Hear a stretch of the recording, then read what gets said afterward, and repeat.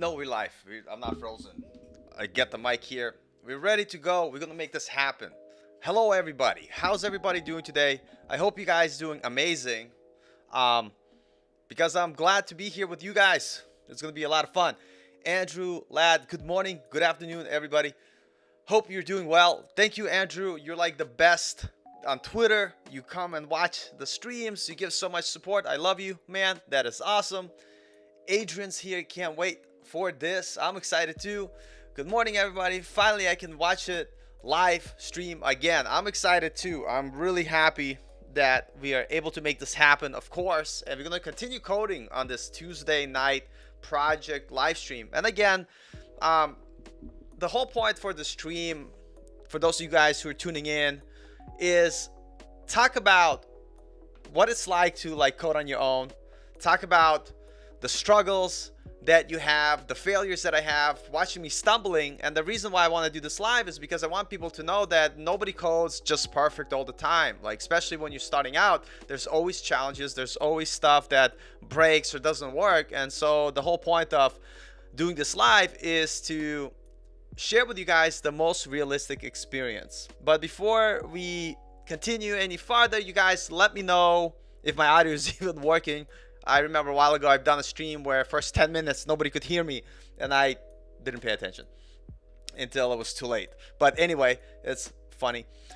Good morning, everyone. I already read this one. Finally came to see the stream. We have NCH, smiley face. I love it. It's going to be a lot of fun because we're going to continue talking about how to reset password with an email. Something very common behavior, and that's kind of what we're going to finish up today. I'll review what we did in the past. I'll review what we're going to do today. And the point is to kind of give you a big picture overview, show some React code as well, show you how I'm doing it with my backend, which is implemented in Strapi. And the idea is whenever you have questions about anything, especially code related, don't hesitate to ask. You know what I mean? Because I am here for you guys.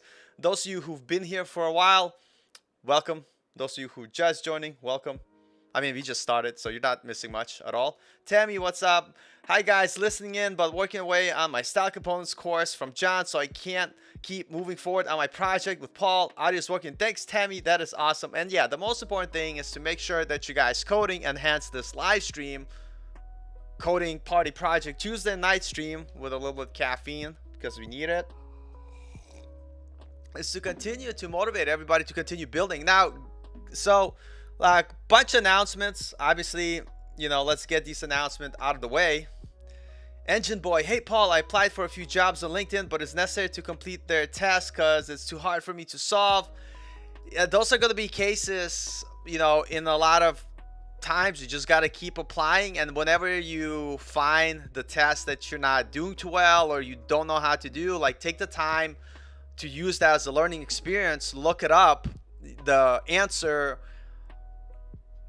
build up your knowledge and try again, right? There have been times where I applied to the same company a few times, more than once. So keep it up. But guys, I know a lot of you guys been asking me, how can you support the channel? So I'm in the process of creating a private community. And again, it's not going to be huge. It's are you able to buy me coffee for $2.99 a month? And you don't even have to do it. I just want to kind of leave it out there in case some of you want to support the channel, so I could pay for my hosting on my website or whatever, all that little stuff. But you don't have to. But I am going to have this private community. I started kind of building it up. It's going to be super simple. It's basically, instead of using something like buymecoffee.com, I just want to give you something of value for those of you who want to offer some sort of support. And so this community, right now we got 13 members at this point, and eventually once I figure out how to hook it up to take monthly payments of $2.99, and I'll tell you why I want to charge for this. By the way, this is not going to pay my bills. This is not going to have me buy my fancy sports car, but there's a reason behind the madness. And also, until I set up the payments, right? The payment's not set up yet. So until I set up the payment, this is a private community. You can't just get into here because there's a catch. The catch is that people that are part of this community actually have to be willing to do the work and code, like working on their project, working on their portfolio, doing the stuff. So if you want to get on this for free, right, until I figure out how to set up payments. I literally didn't set up payments because I don't know how to do it yet. But if you want to get onto this for free, to be part of the Coding After 30 private, super private community that's super duper secret, is all you have to do is send me an email to codingafter30@gmail.com. I'm going to put it here in the comment. Codingafter30. I guess I could spell that myself, at gmail.com. And what you need to provide me, either with a GitHub link or your resume, portfolio, or a project that you're currently working. So if you're not working on a project, I'm not going to invite you into this community. Not kind of be like, I don't know, like what you call it, like inclusive or exclusive. But the point is, the only people I want part of this community are people that are actually providing value, like they're sharing the stuff they're working on. Like we have a couple of people already in here. We constantly sharing code examples. We constantly talk about the work we're doing. So if you're doing work, you're building a project, you're working towards your portfolio to get a job, you're looking to get hired, you're actively involved, send me your GitHub or your link to your portfolio to codingafter30@gmail.com, and I'm going to add you to this private community. At some point, it's going to cost $2.99. $2.99, okay, I get it. If you live in a third world country, $2.99, it's a lot of money, but like $2.99. But in America, it's barely a Starbucks coffee. And so think of it, a month, you basically buy me a coffee so I don't have to buy my own coffee, and you get to see the stuff and the code I'm sharing with other people that are working on stuff. And anyway, I just wanted to talk about it. And again, you don't ever have to support me monetarily if you don't want to. Is if you believe in what I'm doing, you could do it. And again, I gave you a way how to get into this for free. If you send me the GitHub or the project that you're working on, show me that you're actively working on stuff, because I don't want this community to be for everybody. I want it to be for serious people that literally putting the work, and they don't care about, like, they don't care about making excuses. They're just like, yo, I got to do what I got to do. And that's the community for you. If you really not serious about it, I get it. It's fine. But I just don't have time to kind of, talk or give effort to people that don't really want to treat their own time respectively and do the work to get them hired. But enough mumbling about it. Also, by the way, somebody talked me into starting Twitter. Like, I'm not a big fan of Twitter, but now I'm a big fan of Twitter because apparently all the people in tech are on Twitter. And so might as well get on Twitter. And so if you want to find me on Twitter, it's Coding30. I'll post that in the comments too if you guys want to follow. Just doing a little bit housekeeping before we get too far away. Alejandra likes my cap. Thank you. I love it too. It's amazing. My fiance gave it to me. Well, I stole it from her. She didn't give it to me. She's always asking me, like, why do I steal her caps? Anyway, after all the announcements done, so we're gonna get to it. So if you've been watching this live stream, we've been working on this project. It's a dev hunt project. I have big hopes for it, but for now it's really super simple. Instead of creating a backend from scratch, we ended up using something called Strapi. And Strapi is awesome because it allows you to super quickly create a backend. And what's awesome about it, it's super easy to set up. It comes with this amazing UI. So here it is actually running on my computer. You could add data. For instance, we added comments, we have projects, we have likes, we have users that right now are able to log into this application. So it's a great way to create an API super fast. So that's what I'm using for my backend. And the super awesome part about this is that it allows you to either use REST API, which basically allows you to connect, and I'll show you by an example, to an endpoint. Like, let's say I want to type project, and okay, that didn't work for me. Let me see what I saved the portfolio as. Let me double check here. What are my endpoints here? Projects. Because I went to my front end application. It's on the back end. One second, guys. Where's the back end here? Here we go. Here's the back end. I'll come back to this GraphQL playground projects. And so you see it returns data in JSON format, exactly how you would get data from an API. But we're not using it just with REST API. We actually talked about and learning how to be able to use it with GraphQL. And what's awesome, GraphQL creates this amazing GraphQL playground, and it gives you one endpoint for you guys to fetch whatever data you need. And instead of like a REST API where you have to make a couple of different requests, this allows you to do everything on one request. And if it's not making sense, I'll talk about it more, but I'm just giving you a big overview here. So we're using GraphQL from the backend that is powered with Strapi here. So if you want to learn more about Strapi, just go to strapi.io. Amazing CMS to be able to set up a front end that allows you to do cool things. So currently what we have implemented is this ability to show projects that our developers have added. You're able to see the details section. Obviously I didn't fill this out with all the details that's going to come, but you're able to see the live demo of the project. You're able to see the GitHub code, you know, the usual stuff that you want to show in your portfolio. You're able to add comments if you're logged in. So if I log in, I always forget the user's name. It's coding after 30, I guess, at gmail.com, and the password, I'm hoping it's this one. But once you logged in, see I'm logged in, it shows you the post that you like. You could dislike stuff. You could go to details and you could comment like, hey, and it's going to work all nice. See, comment here. So this is what we created so far, and we also created our dashboard to be able to add new portfolios. So the last feature we started working on, and I'll show you here on our local development, so I'll close this because we don't need this at the moment, is this idea is when you go to log in, you forgot your password. You don't remember what your password is. You totally forgot what your password is, and you're like, man, I wish there was a way to reset a password. So there is now. That's what we're working on. So we created this forgot password. When you click on it, it takes you to reset password page using our React router. So I'll quickly show you in code. So if you go to our app.js file, let me make this a little smaller. If you go to our app.js file, we created this route called forgot password. And what happens when you click that forgot password, this is where you get rerouted.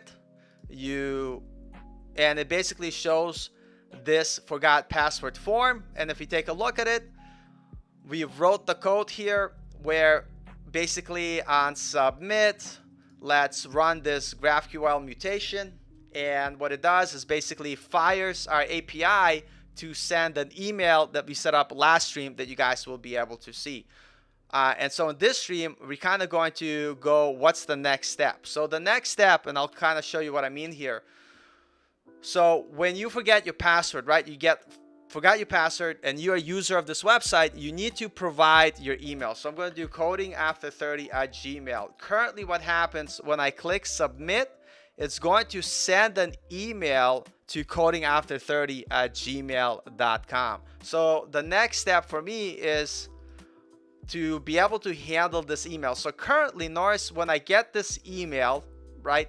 I get this email, I have the API key or token that I need to be able to reset the password, but I'm not able to click it because it doesn't show the page that we want to send this to. So when we get this email to reset our password, we want to be able to click this link and to be able to go to our reset password page. So why don't we go ahead and make that reset password page tentatively so we could test it. So the first thing we're going to do is set up a route for this page. Currently it doesn't exist. So if I go to my application and we have forgot password, but we want to have reset password route, right? Currently create 44 page here because that page doesn't exist. Create route or reset password, I should say, doesn't exist. So what we're going to do is we're going to go ahead and create that page.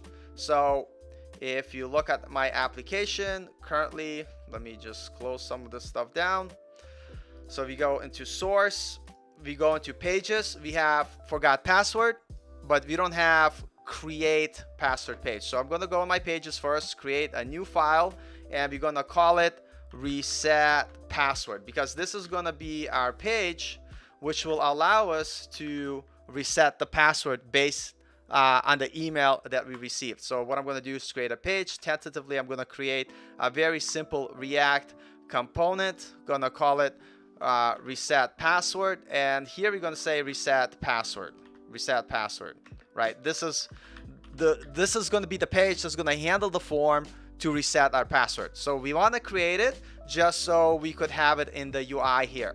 Now we created the page. The page exists, but notice when I refresh and go to this route, reset password does not exist. The reset password doesn't exist in routes. The page exists because here we are, we just made it. So now what I have to do is go to my app.jsx and I need to add this route. Now I know they just released route 6, so I haven't changed this to use route 6, so which is still fine because they literally released it like a week or two ago. So no big deal. But here I'm going to create a new route for our page, and the path is going to be reset password, and we want to display our reset password page. So this reset password page is coming from the reset password that we created. So in theory now, when I go back to my application here, and notice I refresh, whatever, now we have our reset password page. This is where we want ourselves to redirect. So I'm going to go home, right? I go to login. I'm going to get forget password. What I want to do is when I add my password here, click submit. It's going to send that email, and that email we want to redirect us to reset password page. I misspelled it wrong. Let me see what I saved it as. I can't type sometimes. Let's go to the application here. Reset password. Let's go to our app.js. Reset two S's. And probably because these are going to be links, I should probably do it like this. That probably makes more sense. I mean, since it's going to be URLs, forgot password.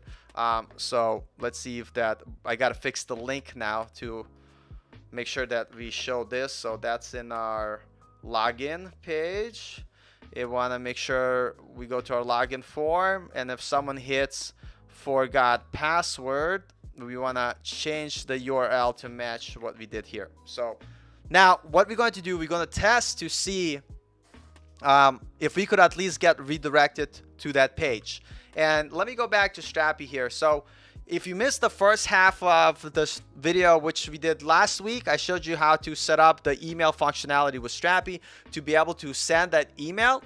And so now we're working on the second part, and I could go over that if you guys have questions, but for now, what happens if we go here in our settings, I'm sorry, not settings, where's our email, plugins, marketplace, content builder, media library, settings, it's in settings. Here we go, email settings. So we set this up on last stream, made sure we hooked it up. The way we did it is we basically installed Node Mailer and hooked it up to our Strapi instance that we are running. This is Strapi here, and I created some emails to be able to send the email. So now what I need to do is I need to configure redirect, so whenever we get that email to reset password, it gives us the correct link. So if you go to email templates here, I believe it's reset password here. So this URL, we need to make sure that it points to where we need to go. And reset passwords, shipper email, reset passwords, it's not happening here. Let's go to email settings. Default, shipper email default. Check out this link, hosting plugin. Node Mailer, provider. Let me just kind of check this out. Advanced settings. Yes, so it's in the advanced settings in Strapi. So what I need to do here, and for now I'm going to point it to my local host, but if you deploy this application, you will need to change this to point to your deployed URL. So let me go ahead and for now copy this from reset password. Let me just make sure that I do the correct here. So reset password page, I'm going to copy this and I'm going to add it in our Strapi application here, http local host 3000 reset password. Again, this is because I'm working on this locally. This is why I'm setting up local host. So now I click save. So now what's going to happen is when I go to reset my password via email and send it, it's going to send an email and it's going to have this as a link that will send me back to be able to reset my password. So let's kind of test that out first. So let me delete the old test email that I did. So we have no emails right now. We're going to go to our application. We're going to go home. Actually, we're going to go to login. I'm going to say forgot password. And I'm going to enter coding after 30. And again, it has to be a user that already exists in this account. I'm going to click submit. What it's going to say, it says email sent to codingafter30@gmail. So I should go back and check my email. As you could see, we got our email. And our email now has a link to reset the password. And the most important part is this URL here. What that is our code token that we need to be able to use to reset the password. So if you don't have this token that you didn't receive by email, you won't be able to receive the reset your password. So watch what happens. When I click this link, it's going to take us to our localhost password reset, but it also has this URL parameter for our token. So we need to have a way where we could take this token and use it in our front-end application. And we're going to use it with React Router. React Router has this thing called use hooks. So if you're not sure how to use React Router, you could Google it and you could look at the documentation. I know they just changed everything and released a new version, so it looks really different. But in the version I'm using, I think it still works the same in this one. We have use params hook. We could also Google use params hook React Router. And we could see some documentation here where they show kind of how to implement the use location, use params. So basically, we're going to be able to then make it bigger. Use params, and we'll be able to pull that token out of the URL. So let's go copy this and see if we could do that. And before I continue, let me just look at some questions. And Engine Boy says, for demo projects, where to deploy Strapi for free except Heroku. So I deployed to Heroku, but I know you could pretty much deploy it anywhere, which allows you to host Node applications. I know some people like to use DigitalOcean at my work. I didn't personally deploy it, but our DevOps guys, they deployed it to a Google Cloud platform. So there's other and many different ways to host Heroku, to host Strapi except Heroku. I love Heroku, especially for not messing up, trying to mess with weird configurations. Just fairly straightforward if you've done it. And so that's what I like to do. So let's go back to our code. And at any time, if you guys have questions, let me know. So we're able to get our email. But what we want to do is when we click on our email that redirects us, we want to have access to this code, because if we want to reset our password, and this is using Strapi, we're using GraphQL, so you could search how to reset password in GraphQL. But since I've already done it, I'm just showing you this so you guys could have a reference if you're trying to build this project as well. But what's cool about GraphQL, for instance, is that all of this stuff is self-documenting. So I could actually, this is already created by Strapi. Once you set up Strapi with GraphQL, you have your queries are like your GET requests, and where is it? And mutations are like your update, posts, and delete requests, equivalent in GraphQL speak. And what we're looking for is not forgot password. And when you click on forgot password, you're gonna see you keep clicking, not forgot password, I'm sorry, reset password, you see that we need to provide three things. We need to provide a password. We need to provide password confirmation, like the password kind of has to match. And then we need to provide this code. And this code is that URL string that we're being passed from our confirmation email. So this is what we need. So let's go and see if you could at least show up on the screen before we integrate our form. So I'm going to go back to my code, to our React application. I am going to be in my reset password.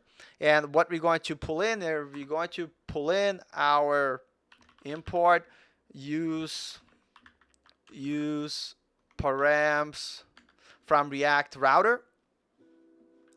And what I'm going to do here, I'm going to const token use params. We could call it code, but let's see what happens when I do this. I guarantee you nothing's going to happen, but let's try it. Let's console log, and I'll show you why in a moment. Console.log token. We need this. Yep, that's how you spell this if you're baller. And then now what I'm going to do, I'm going to go back here. I'm going to go to my reset email. I'm going to click, and I'm going to inspect what do we get for console log here. We get undefined. That is interesting. So we need to do a few fixes here. I'm going to show us. Number one, we haven't really in React Router took into account that we want to have some sort of param after our initial reset password route. So let's go ahead and do that fix. So we're going to go to our app.js file where we have our routing. And so if we want to have access to the parameters, we have to basically give a placeholder, and we're going to call it token. So basically now we should be able to get whatever is passed afterwards and saved in our use params. So let's give it a try. Maybe I'm going to be lying to you. We're going to see it. So I'm going to refresh it. Let's see. Okay. Let me try something here. Let me try something here before we freak out here. So basically the way it works, after the slash, we want to insert the token. So what I have to do is I have to change this in the email to reflect us to follow kind of what this expects. So slash and the token, not what we had before, which was little question mark code equals, because we're not doing traditional like REST API requests. So we want to have that slash and the token. So let's go to our Strapi, and we're going to go to our email template, reset password, and I'm just gonna take this out because we don't need this. We just want the token. And if you guys have questions about any of this, like, let me know. I'll be more than happy to answer. And before we continue with the rest, let me just quickly ask this question. So if I want to start learning about authentication, where should I start? So for me, like, if you look into build a backend, I always recommend Strapi because the documentation is great and it's very easy to kind of learn about authentication. So if you go to strapi.io, and I have a video on my other channel, and I'll share it in the link here or later, how to set it up. But if you go to docs and you go docs, hold on a second, get started, search auth authenticated request, is going to show you exactly like kind of what you need to do, and it basically teaches you the way you would do it, not just in Strapi but in Node or any other applications. They pretty much all follow the same idea. You're going to have to create some sort of call to an API where you send an email and the password, or username and the password. What happens, you're going to get a return back object which is going to have a JWT token that you use to make authorized request.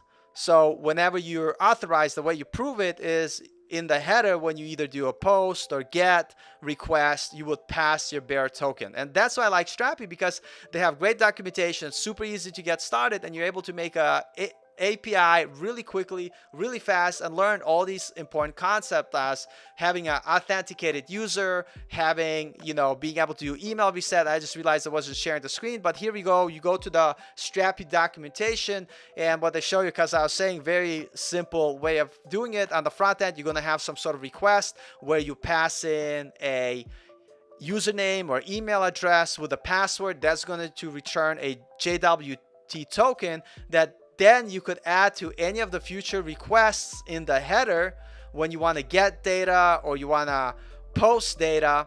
And that's how it knows that you are a logged in user. And there's more to it, but the documentation is great, very simple to follow. And so for any beginner who wants to create a very good backend API when they're starting out, so they could focus more on their front end, kind of what I'm doing here, Strapi is a good place to do it.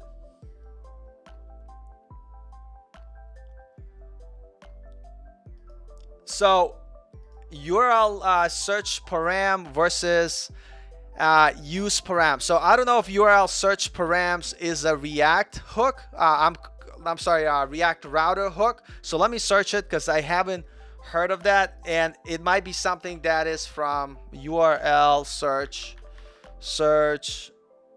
params. So this is part of Web API. So let's see here, allows you to blah, blah, blah, blah, blah, append. So this is specific to the Web API here.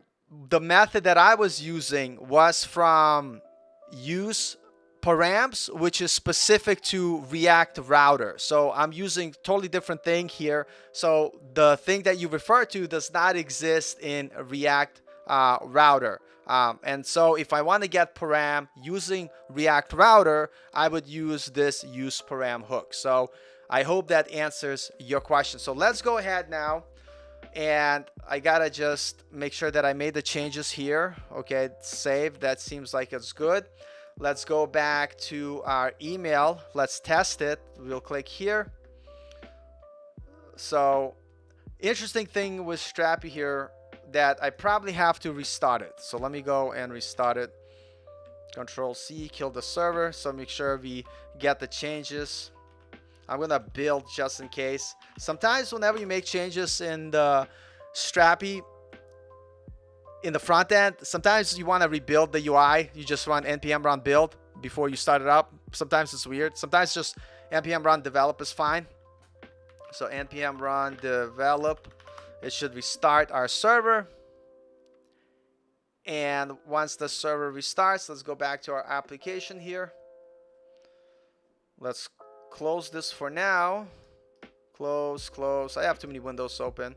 Let's go to our React application. I'll show you the flow again just in case. By the way, if you guys like what I do on this channel and you haven't smashed the like button, smash the like button. And listen, don't be shy about asking questions, because the whole point of these live streams is for me to answer questions, not just talk about what I'm doing and building my project. So let's say I forgot password. I'm going to do coding after 30 at Gmail. Click. Oh, I know why it didn't work. I had to resend the email with the changes that I made. I click submit. It says email sent to coding after 30 at Gmail. Let's go to our email inbox. Administration, reset password, and here we are. We're getting, oh Jesus Christ, I forgot the dash here, so this is not going to work. I need to change that, and I need to have a dash here. See, too much talking, not enough paying attention. So after the URL, we want to make sure that we put this dash here. Click save. So that way we're going to get the URL that we want. We're going to have that dash and that token, and now we should be able to use params to get that in our front end. So let's go back to our reset password. I'm going to delete all these unnecessary ones. Go back to my application, log in, forgot password, enter email, coding after 30 at Gmail, click submit. This is going to send that password reset email. We're going to go to our email, refresh. bunch of times. Is it gonna take forever? No. What happened? It's not sending my email. It says it sent email. Let me see all mail. Let me see spam. Sometimes it takes a minute or two. So let's see. Is went to spam report, not spam. That's not spam. All mail. I'm spamming my own mailbox, and there's a reason that happened, because I'm in development. Whenever you're doing emails and you're doing it on production, there's specific things you have to do to make sure that your email is not considered spam, because it's very common. So a lot of times people use third-party email services to be able to send those emails. Because this is for testing purposes right now, I'm using not a good solution. I'm sending emails from Gmail, which is not good. Using mail. Which package am I using? I could show you right now because it's here in our backend. We go to package JSON here, and I'm using Node Mailer to send the emails. And then this is my settings here, where basically I'm using Gmail, which is not recommended, but I'm using Gmail just to kind of get this functionality working. And then afterwards, when I decide on the third-party service that I could use that's going to prevent my emails going to spam half the time, I just add it here and it's going to work fine. So in terms of functionality on the back end, we're all good. So let's kind of come back here, reset password. Now we see this perfect format that we want. So this should redirect us to our reset password page. So if I go here, nice, we have our reset password page. Let's inspect our console. Do we get our code? And perfect, we get our code that we need to reset our password. So the next thing we have to do is we have to build out our form, which is going to be super simple because we're going to use the magic of copy and pasting, which is amazing. Like strategy that I recommend, because we already have a form here, right? We already have a login form, so why not use this to recreate the form for reset password page? But before we do that, actually, let's recreate the form. So what I'm going to do is I'm going to go to my folder here, forgot password. I wonder if I could copy it, make a duplicate. No, I don't have that plugin installed. That's okay. So I'm going to make a new component, make a new folder called reset password form. Okay, that's good. Inside, and it's gonna literally be exactly like this code here. Almost. We'll change it in a second. Reset password. So I'm going to make new file, call it reset password form.jsx. I'm going to paste the previous code, and the first thing I'm going to do is just kind of clean this up. So this is going to change. So I'm going to delete this. Actually, I'm not going to delete this yet because I don't want my app to crash yet. This is going to change. This is going to be what we're going to have here. So let's kind of take a look what we want to have in that form, and we're going to base this off our GraphQL here. And so let me go to my GraphQL playground.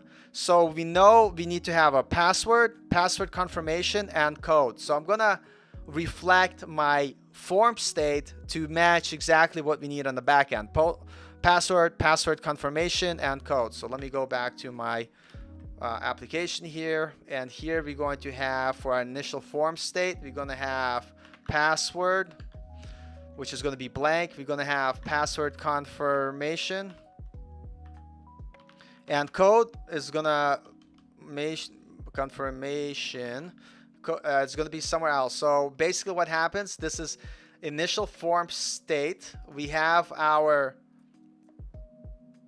this we don't need here. We're going to delete that. This we don't need here because remember I copied and pasted this from another screen. So we're just going to delete stuff that we don't need to use. And then I'll walk you guys through it, through the fix here. We'll talk about this in a second because this is going to change. So for our input and set input, we have initial form state, which sets our form to password and password confirmation.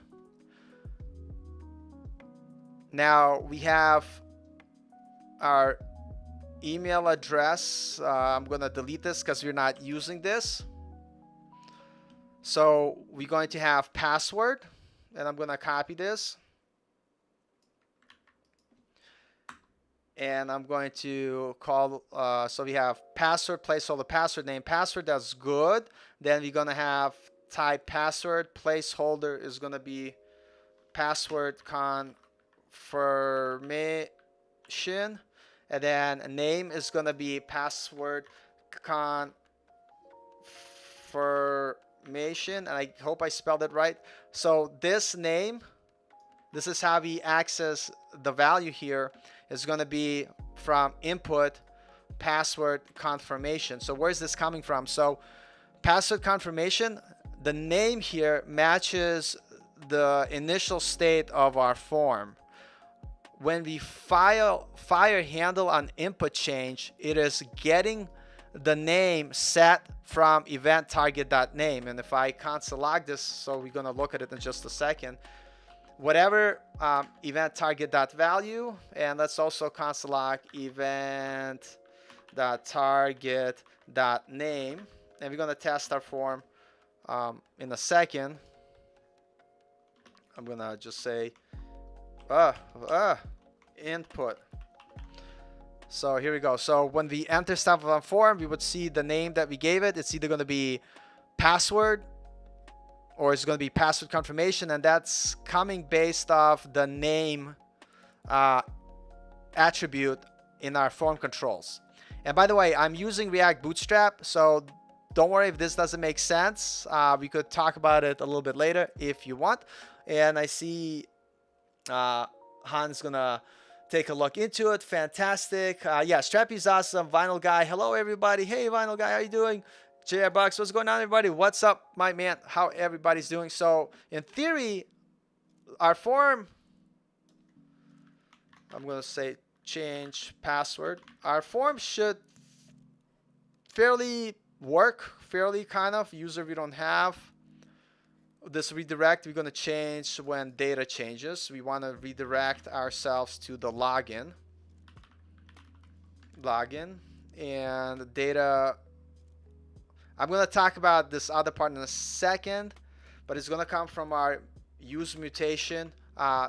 We're going to change this. It's going to be a different mutation that we're going to create. I just have this as placeholder because we copied paste this from our login form instead of having to rewrite all this stuff from scratch. So we have a reset password form. So now what I want to go is go to my reset password page and import that component called reset password form. And since it's not showing me autocorrect, I'm assuming I spelled something wrong. Reset password form. Let's see here. Reset password form. And I guarantee you I didn't change it here because we copied from login form. So this needs to be a reset password form. And let's see, blah, blah, blah, use context. We don't need this. We don't need here. Okay, that looks good. Please complete all the fields, blah, blah, blah, blah, blah. This should just work. I'm going to have to change some of this other stuff. But for now, the most important part whenever you guys coding is get it to work first and then refactor. So I know we're going to have to add some error handling. We're going to handle all this other stuff. But let's see, first of all, we could see the form. So let me make sure that it's imported. Go to our reset password page. Let's import reset password from components reset password. So this should be fine. So now in theory, whenever we click this here, in theory, fingers crossed, whenever I click this email, it should take us to the form, and we have our form. Let me go back. We have our form. It looks ugly. Change password, password confirmation field, password. So it looks ugly because I didn't add the styling from the wrapped component. So let's, and then I also have to remove forgot password here. So let's go back here. So we need to go to login form because that's where I copied everything from, just for the sake of you not having to deal with me redoing it from scratch. So this is the styling here. Nope, not here. Login form. I need to add these classes to style everything in my forgot password page. Forgot password page. Nope, reset password page. Where's the reset password page? Come on. Reset password page. Let's just change this div and add those classes. And now, in theory, everything should look good. So this is our reset password. So you have password, password confirmation. Let's change this to say password confirmation. Let's remove forgot password. Let's do that. Let's go here, reset password form, go to definition. And so what I'm going to do, I'm going to remove this forgot password link because we don't need it here. And also for our label, we have password. Let's say confirm. Makes more sense. Confirm password. Let's say call this placeholder confirm password. That makes more sense. Confirm password. Okay, and now what we want to check, okay, if this form looks good, if it works. And number two, when we actually add the value here, does it show all the things we need? So I'm going to just console log the state of our form. Console.log input, because that's what we call it in our state, input. So let's go back to our form here, inspect, console log, and so this should say password.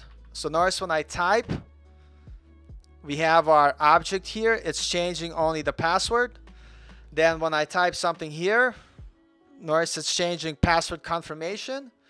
And nothing will happen right now except a big fat error when we're submitting the form because we didn't add that functionality yet. So don't panic, guys. We're going to make this happen right now. By the way, guys, before we get the rest of the stuff done, if you guys have any questions, let me know. And I hope you guys appreciate me struggling coding through stuff live. The whole point of this is not to like show you 100%, you know, what you need to do, how you need to do it. It's more important to show you that if you commit time, could be every day, like with this stream, it's every Tuesday. Commit to working on one single project, doing a little bit every day, consistently over time, you guys are going to make progress. Like, we're adding some pretty interesting functionality. We're incorporated authentication. We're now incorporating password reset. And what I'm saying here, guys, it's like, if you don't have a portfolio project that is complete, that has some substantial functionality, the thing that's stopping you is the fact that you're just not sticking to one project and you're not working through it. And I know all of this because that's exactly the same mistake I made. And I know for a fact that's why it took me forever not to have a portfolio. And so the reason for these live streams is for me to build this application live with you and to show you, look, if you commit to something, you do a little bit every day, you're going to have a project for your portfolio. Notice I'm not stopping here. I'm adding more complex functionality to make sure that I'm showing the type of work that a potential employer wants to see. And believe it or not, the level to get a junior developer job, a lot of people underestimate what that is instead of overestimating. So people think that it's much easier to get a junior developer job than it really is. And that's why I want to share the things that I do here, because these are the same things I do at work that I get paid for. And I want to show you guys that the secret to you guys and your success is building complex applications to put in your portfolio if you don't have any previous work experience or don't have a computer science degree. And this is why I do this live stream. So also, I do have a private community that I started. You know, I'm not gonna mention too much about it. At some point, I'm gonna charge people $2.99 a month. People, oh my God, Paul wants to charge $2.99 a month for the private community. Yes, because I want free coffee. It's not gonna pay my bills. Like, think of it. If I get 100 people here at $2.99, it's $300. $300 a month, that doesn't buy me nothing. Like my rent is 1,500. You know what I mean? So the more for the community is just like, hey, buy once a month, Paul, nice dinner or coffee. And more so, if you guys like what I do here and you want to support the channel and get some additional benefit in the private community, you could do so. But before I make this community paid, if you want to get on it, because notice I have a bunch of users here already. If you want to get on it free, the caveat here, if you want to get on it, and let me share my screen of that amazing community that I have here. I share code, we chat, I answer questions, I show you what we're working on. Also, this Dev Hunt project that we're working on, I show you you know, the code snippets, how to do it. I'm also gonna release specific videos here that are not gonna be on YouTube. So this is kind of like additional thing for people that want to support me. But for now, if you want to jump on this for free, if you email me at codingafter30@gmail.com and you send me at either your GitHub, so I know you're serious about coding, or even better, a link to your project or portfolio that you're working on, then I'll add you guys to this private community, because the point for this community is I don't want just anybody, but I want people that are actually serious about coding, making progress, and making sure that they're doing the work. So the people that are here, they're all posting, they're sharing their work that they're doing, they're sharing their projects, they're showcasing what they're building. And if you're not building something from scratch yourself, or you're not showing what you're doing, this is probably not the community for you, because I want it for people that actually code and actually doing the things that they need to do every day to achieve their goal of becoming a developer, and they get some extra help from me. And a lot of people say it's not fair, but listen, there's so many people on YouTube, and a lot of people just talk rather than do. So I want the doers on this private stream, because you guys have to understand, I'm not in business of being a YouTuber. I'm a developer, and I just share stuff that I do on YouTube to help you guys get a job, make the career change, whatever you have to do. So I can't, like, this is not my full-time job, so I can't just give my time all the time to everybody. That sucks. I wish I could, but you know, I still have to work. I work at least 40 hours a week and all that stuff. But anyway, the point that I'm saying, you don't have to support me monetarily. You don't have to commit here. But if you want to join for free while it's free, the way to do it is send me your portfolio or GitHub or both. Anyway, that's enough talking about that. Back to our project. So let's go to our login. We're gonna click our forgot password. Let's check it. Let's do codingafter30@gmail. Click submit. We have an issue. As always, log in, not submit, forgot password, codingafter30@gmail. Click submit. This is going to send us the email. And again, I'm not sharing my screen, so let me do it again. Such an idiot that Paul guy is. So we're just testing the steps. So we don't know our password, but we're a user on this website. So we click forgot password. We're going to go to codingafter30@gmail.com, because that's the user that I have set up in Strapi. I'm going to click submit. It's going to send our email password to allow us to reset the link. So let's go to the front. Let's go to our email, all mail. I think I'm spamming my all mail inbox.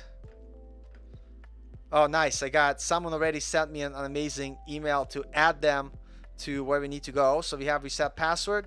We click our link, and perfect. It takes us to our form where we're able to type in password A, you know, test password, whatever. We know we're getting it in state, and then we test password. And now what we want to do, when we click change password, we want to make sure that we test that, first of all, the two passwords match. If the two passwords match, we want to submit the form. We're going to do that basic error handling, if that's the case. And if it doesn't match, what we want to do is we want to put an error saying password doesn't match, or password can be. So two things have to happen. Password has to match, and it cannot be blank. So let's go ahead and work on that logic. So we're going to go to our code here.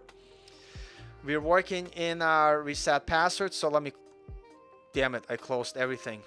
How silly of me. So we're in source. We're in our pages, reset password. We are in reset password form. We could close this screen. So currently we have handle form submit, and we're going to delete this. We don't need this at the moment.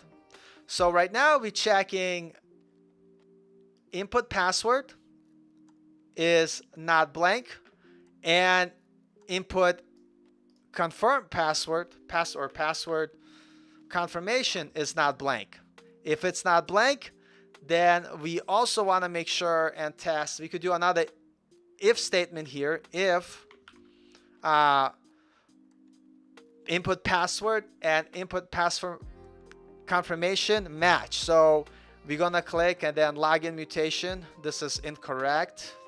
Thank you, AI, not recommending me the correct thing, but this is correct. We want to check to make sure that password matches and the confirmation password matches. If this matches, we're going to do an alert saying submit form.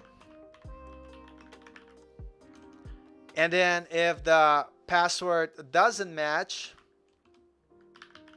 and for now we're going to do an error with alert password does not match. That's an error. So let's test this functionality so far and see where we at. So I could close this because I'm confident that we're getting the right information. So let me delete this. So let's say I do password and click change password. Please complete all the fields. So that's working accordingly, and eventually we'll do error handling property. I just want to get it to work initially. So let's do, okay, I'm going to do it backwards. Word pass. So password and word pass doesn't match. So when I click change password, we have passwords do not match. So that error works, and eventually we'll do proper error handling. But for now, we are going to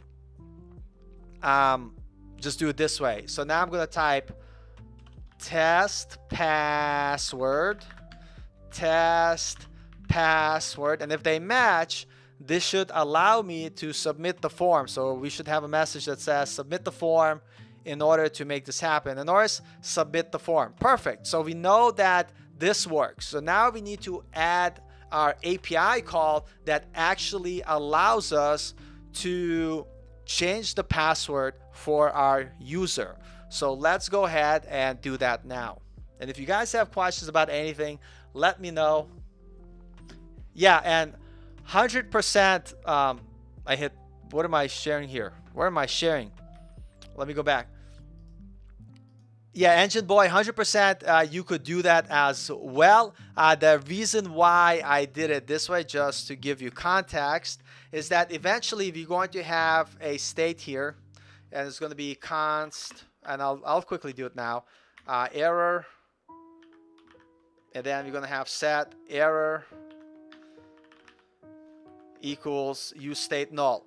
So, and it's not going to be null. We're going to have some sort of message in here. I don't know why this is complaining. Oh, because we already have error here. So here I'm going to say form error to be more specific. Form error, because we also have error from the GraphQL on here. So the reason why we have this here is because we're going to have different errors here. So if the passwords, so if we follow this logic here, right, this is going to be, I'll do it super simple for now. Please complete all the fields, set form error. I'll just implement it quickly. But here, set form error is going to passwords do not match. So you see we doing two different things. So I can't put this and check this all in one sentence because they're going to be separate errors. And for instance, we could say this now. Eventually we'll make it nice, but for now, a p tag. Actually, it's going to be this form.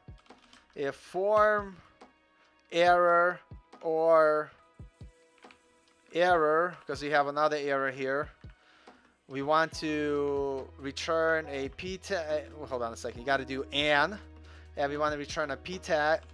I said p tag, and it's going to show either the form error or the error message that we have. Form error. It's confused right now. I want to see why is it confused. Form error. I called it form error. Set form errors correct. Oh, what the hell is that doing in the front there? Okay, so now, and this is gonna complain because this needs to be in parentheses. And then eventually we'll style this, but now check this out. Let's go back to our form again. So if I change password, see we have please complete all the fields. It's a totally different error. But if we do complete all the forms, but our password doesn't match, we wanted to say passwords do not match. So that's why I did it the way I did it. And eventually we'll implement this much nicer. But right now we're doing very basic error handling.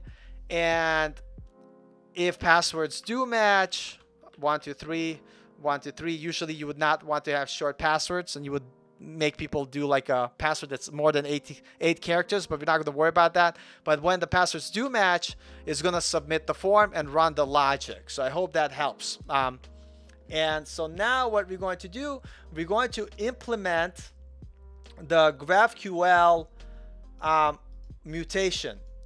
And I'm going to show you how we get it and where we get it, because we're using GraphQL, and Strapi is self-documenting, meaning that whenever we go to our GraphQL playground, like I have here, we're able to look it up. This is generated by GraphQL. This is why with Strapi. This is why I love Strapi, because you don't have to write this code yourself. You just implement it. So forgot password, it takes in 3 different arguments. It takes in, not forgot password, reset password. It takes in password string, password confirmation string, and token string. So what we're going to do, we're going to go to the new tab and we're going to write that mutation. So if you want to learn more about GraphQL, you could go to GraphQL.org.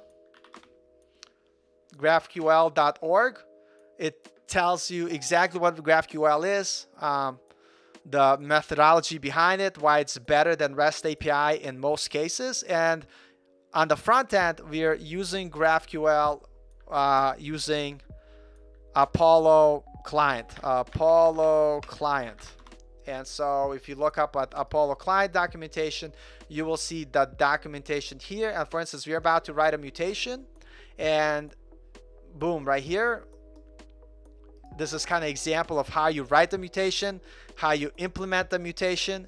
And I'm going to basically write the mutation that's going to handle forgot password, and that's coming from our Strapi. So I'm going to open docs. I'm going to find reset password.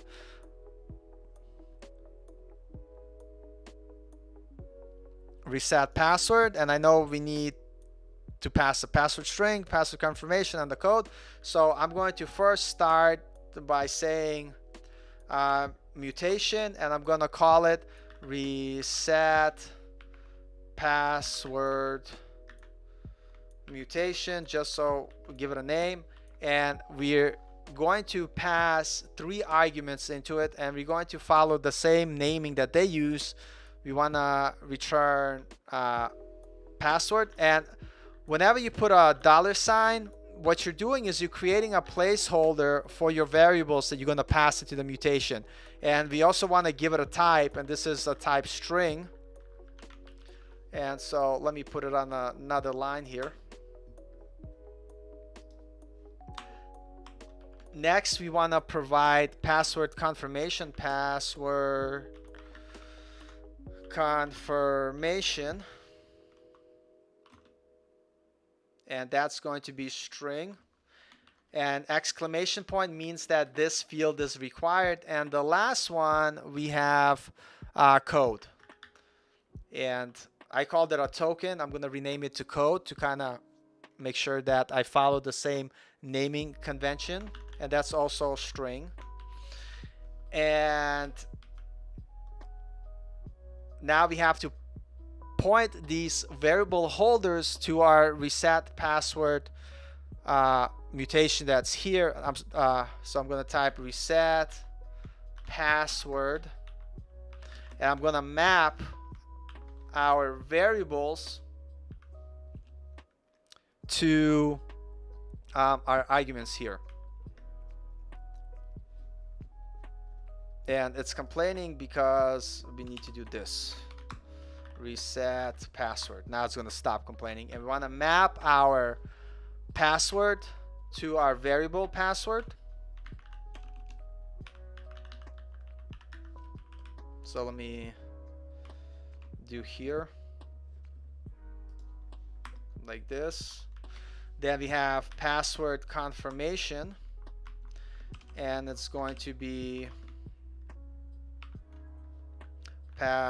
password confirmation. If you guys use like Postman when doing REST API development, this is basically Postman and equivalent, but it's for GraphQL, right? So what I'm going to do now is I'm going to map our password confirmation variable, and then finally we're going to map our code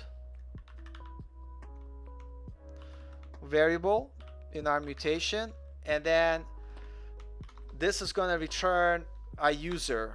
And I'm not going to return a token because, and there's an extra one I think, return the token. Let's do prettify. Return the token because we're not going to log our user in when they reset the password. So now this is complete, and what we could do, we could actually test this by clicking play, but it's going to complain because variable password is required, which is not provided. So in GraphQL Playground, you're able to provide your variables here. Damn it. We provide our password. I'm gonna just go 1 2 3 4. Then I'm gonna do password confirmation is going to be 1 2 3 5, so it's not going to match, so it's not going to work. And then the last thing we want to provide is this code, which we need to get from the email. There's going to be some code here, and it's not going to work. It's going to give an error. So I click play. It says bad request, and it's going to say why password doesn't match. So let's make sure our passwords match. Click play. Now it's going to complain bad request because incorrect code provided. And this code comes from our reset email. So whenever we send an email, so I'll go through the process again. Let me refresh this. So currently the way it works, we go to login. We forgot our password. We handled the first part last stream that we had. So this is where you're able to provide your email. Click submit. And then it's going to send the reset password to your email. When we go inbox, and nice, I'm getting more requests to join the private community. Fantastic, guys. I love it. And let's go to more. And again, sometimes stuff goes into spam. Sometimes it doesn't. Let's go to all mail. Oh, here we go. So we 15 minutes ago, 33 minutes ago, 15 minutes ago, okay, 0 minutes ago. So this is the email that we get. When I click on it, boom, it's going to send us to reset password page. And here's the token that we earlier in the stream provided. So if I copy this, and if we want to test here, and I paste it here just to test our GraphQL query before we implement it into code. Now if I hit play, this should return the user ID. So I click play. Oh, extra slash here. I hit play, and notice now I know it worked. The password was reset because we returned back the ID of 1. That's the user whose password we changed. So I know this reset mutation works. So now what we have to do, we have to implement this mutation in the front end, and we need to make sure that when this succeeds, it redirects our front-end application. For instance, we're here. Once we click change password, once everything is said and done, it should redirect you to the login to allow you to log in. So let's do that functionality now. And if you guys have any questions about anything, if you think I'm completely crazy, it's okay. I hope you guys are finding some value from these live streams. I hope. But even if I had 0 viewers, I would still be doing these live streams because this is a way for me to get better at coding and build my project for my portfolio. So it's a win-win for everybody. So I'm going to copy and paste this. We are going to go into our change password form, and I'm going to erase this because this is not what we're going to be using. We're going to be actually using the mutation we just tested to reset the password. I'm going to rename it accordingly. Whenever you're using, and we don't need link here, I forgot to delete it earlier. Whenever you're using GraphQL with Apollo, it's very easy because it provides these use mutation hooks. And all you do is inside there, you pass your mutation that you want. And we're going to name this reset password mutation. I'm going to copy it and we're going to add it here. We're going to say reset password mutation. And what we need to add here as an argument, by the way, I'm going to show you. You see how I added this here? I could also pass reset password inside here. So you could either do it in use mutation or you could do it here. But another argument that we want to pass here is variables. And what we want to pass is our data that we need. We have our password, we have our password confirmation, and we have our code. And it's not going to be window location search code because we're not using this implementation, because we're getting our code from our params here. So this is my AI trying to recommend stuff for me, but we already have access to our code that we're pulling from the use param. And I realized I didn't pass it into the form, so I'm going to do here code. We got to pass it. And so this is going to be fine like this. It's going to work. So this code refers to the prop that we're passing down from reset password page. This, I called it token, but we're going to call it code because that's what we're calling in our backend GraphQL. So I want to make sure that I change this everywhere, including in app.js. That's where that name is defined. So let's go to app.js.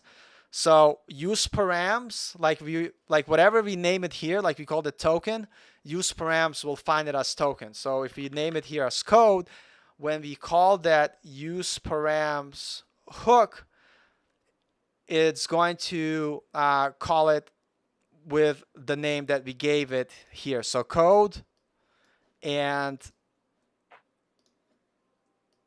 here have to match. So now this should work, and we're passing code into our form. And I guess I could have stuck this into the form as well, but it's okay. So now in theory, we should have access to the code, the password, and the confirmation password. So let's do a final test before we submit our form. So let's go to our code here to reset password.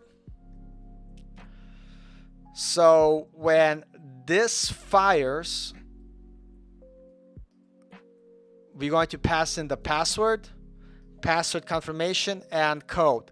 Now, if this succeeds, it's going to return the data. Otherwise, if there's an error, it's going to return error. And if there is data, we're going to redirect to login.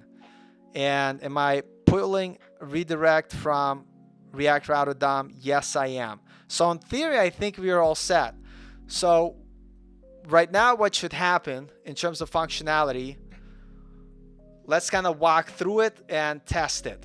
So let's do it right now. I think we're done. So let me go back to login. Let me go to my email, erase all the unnecessary stuff here. So you go to Playground. So here's my application. I'm trying to log in, but I don't remember my password. I'm like, what was my password? Was it monkey123? I click sign in. It complains. No, it doesn't work. So I forgot my password. So now I want to reset my password. The way we reset it, we go to the forgot password and we write the email of a user that's in the system. Like I can't do coding after 43. That user doesn't exist. It's going to complain. And eventually I'll add better error handling. But for now, just to get it quick and dirty, get it working. So I need to put a valid user, which is coding after 30 at Gmail. And you could also see it in the Strapi backend. Coding after 30 is one of the users. See, coding after 30 is one of the users. And instead of changing our password in the API in Strapi UI, because I don't want you like normal users to have access to this admin dashboard, so we created the code to do it programmatically. So now when I hit submit, it's going to send a reset email, which will have a special token that is required for the app to identify me as a user and to allow me to reset password. So let's go here. We go all mail. Boom, right here. We heard that you forgot your password. Sorry about that. Don't worry. We're going to blah, blah, blah. So now when I click this link, it's going to redirect us to our reset password page. If I put password but don't fill up all the items, it's going to say, please complete all the fields. If I put monkey as my password and do monkey 10, the password doesn't match, so it should complain, passwords do not match. And now if I do monkey, the passwords match. It should, let me open this. It should fire our GraphQL request. Hopefully we won't see any red here because it's going to be successful. There might be an issue, I'm assuming, which we'll tackle in a second if there is one. But let's first see what happened. I click change password. If everything succeeds, it should redirect us to login, and I should be able to log in with a new password monkey. So let's try it. Change password. It didn't fail. So we sent our request. We provided all the information. We have the password monkey. We have our code. And now I should be able to go to coding after 30 at Gmail, type in monkey, and click sign in. And boom, it works. We integrated our complete forgot password from start to finish. There's still a couple of things like error handling and all the stuff that we need to do, but this works. I was able to reset my own password, and I'm going to log out. I'm going to go to login again just to test. So the new password is monkey. It worked. It is gonna, god damn it, it worked. It's gonna work again. What am I doing? I put the wrong email probably. Coding after 30 monkey. And this is why it's good to test, because maybe I broke it again. Nope, it still works. I'm able to log in. I'm able to go to the dashboard to add a new portfolio. I could go to home. I could see the details. And I didn't make this responsive yet. It's okay. I could still comment. So let's test another user. So let me see what other users we have. Oh, I can't test her because she needs to have a valid email. I made a valid email. So let me go to Aria and give my other email, paulbaslavsky@gmail.com, so I could test it. Save.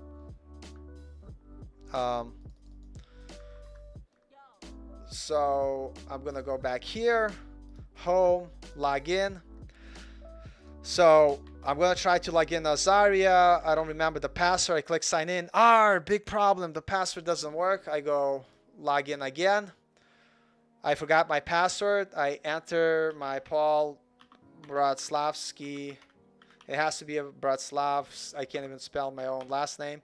At gmail.com. I click submit. It's complaining. I know why it's complaining. I don't think I'm allowed to use this. Let me see why it's complaining. Let me go to Strapi. Paul Bratslavsky at Gmail. There might be a reason why it's complaining. Besides my spelling. Email. Forgot password. Let's try it again. I think I misspelled my own name. Submit. Let's see the issue here. I know. Network. Back. Enter email. Paul Brastowski. Submit. GraphQL. It's not going to show the error here. I know the reason why.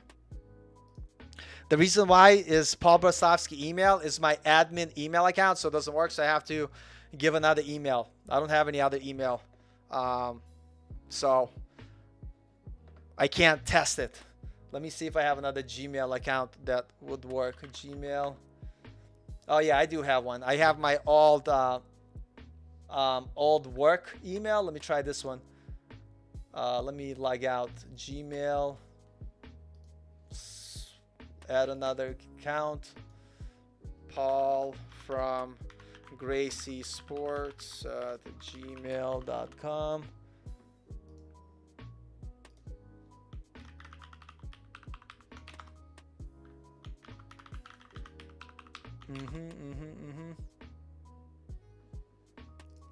All right, yeah, so I'm going to use my work email from my old job when I used to teach martial arts. So,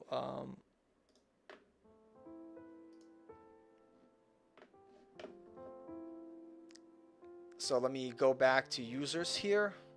I'm going to give her, it just has to be a valid email, Paul from Gracie Sports at Gmail. I'll make sure I save it. Then I'm going to go back to my front end, home, refresh.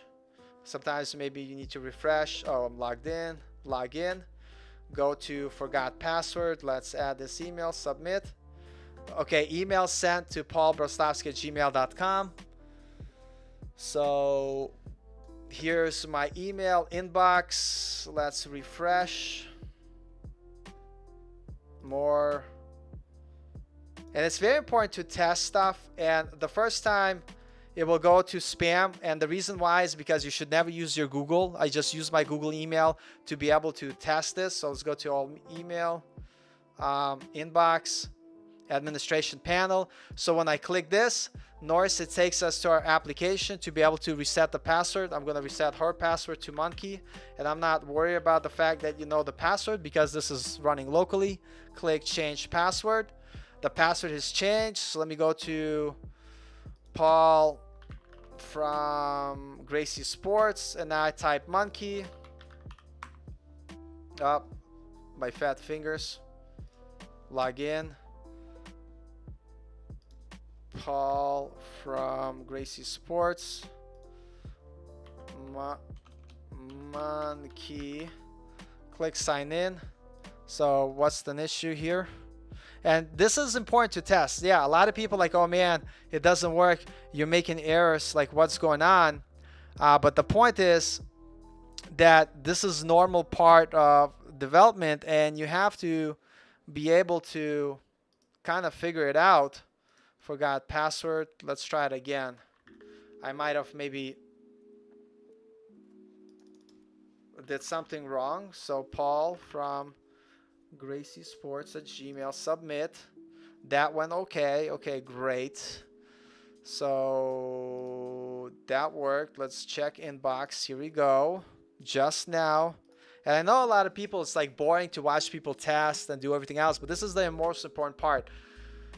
So now we're going to make sure I write my password correctly. Actually, I think I messed it up again. So change password. If this is successful, it should redirect me to login. Okay, it redirected me to login. And in theory now, let's try it again. Paul from Gracie Sports at Gmail. And it doesn't work. It doesn't work. It's broken. And this is where you go on that journey of trying to figure out what's broken, what doesn't work, and what errors you're getting. And I am kind of a little bit confused. Paul from Gracie Sports at gmail.com. Copy. And the terrible news with GraphQL errors sometimes.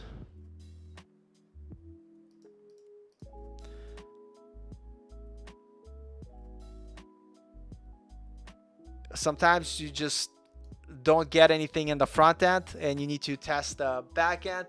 So what I'm going to do is I'm actually going to try to do that test from the playground here and see what happens.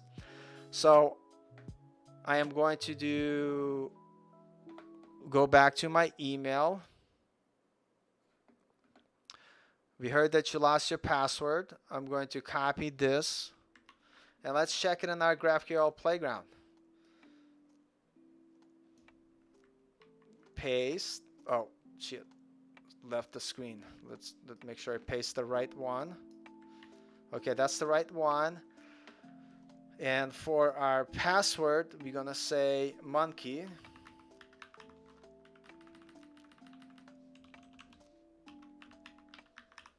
And I'm gonna click play.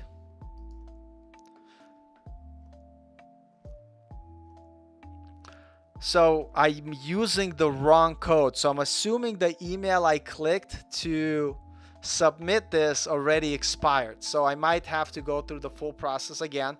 So let's try this again. Go home. Let me go to my Gmail here.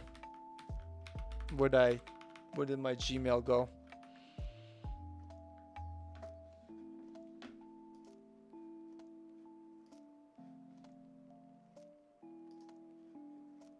Let me try this again. I know it's boring, the testing part and trying to figure out the process, but a lot of times this is exactly what you guys are going to be doing. And very important to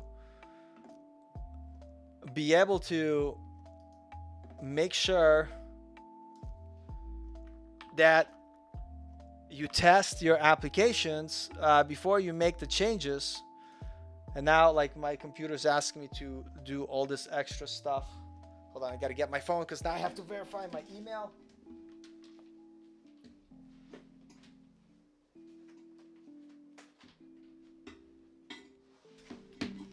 Smash the like button if it's super boring. I love it. So now let me verify the Google account that I used before, which oddly it didn't ask me to verify before, and now it's all like, okay, we need to verify.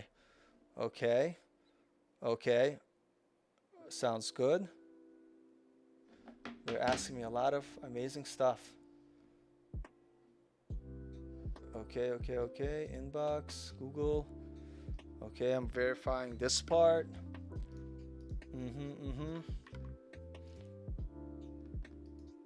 Okay, I'm back in my email. So now let me try again. So the reason why we've been having this error, and this is something I have to take into account, if the token doesn't match, I should display some sort of error on the front end, but that's okay for now. Let's do it again. Let's go log in, enter email. We're gonna try again, Paul from Gracie Sports. We're gonna click, oh, you gotta go, reset password, forgot password. Paul from Gracie Sports. We click submit, email sent, so that works here. I get the email here, so that works here. I click reset password, that works here. So now let me use this code and we're gonna test it in the playground. Control copy. Let me move this back here, just so we could see an error here. So I'm gonna copy the code. We're kind of gonna hard code it right now to try to figure out where the error is coming from. Then we have monkey as the password, so click play. So password reset worked. So let's go to our application, log in, go to coding after, not coding after 30, Paul from Gracie Sports. The new password is monkey. Click sign in. Interesting. What is the issue here?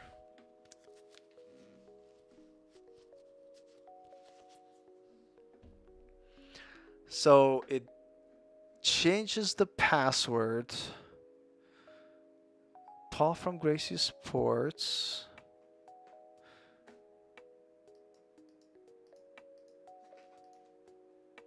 Huh.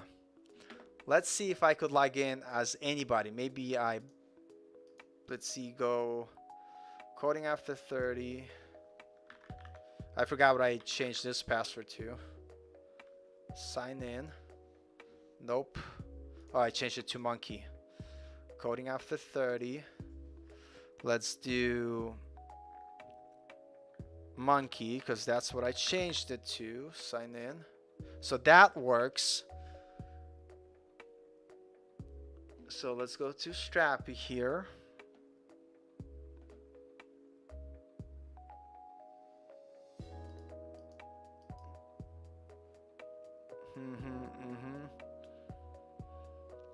That worked from GraphQL. Let me just do it from here. So we're going to type test user, save. Let's see if that works just like that. Log in. Paul from Gracie Sports. And then we're going to do test user, sign in. That's interesting. I wonder, because there was already a user that existed on the system here. Maybe it's something weird that's happening. So let's do a completely new user. I'm gonna change this to some email for now. Save. Then I'm gonna go to users and add a new user. Test user. It might be something eternally. Maybe once a user signs in, their password should be true.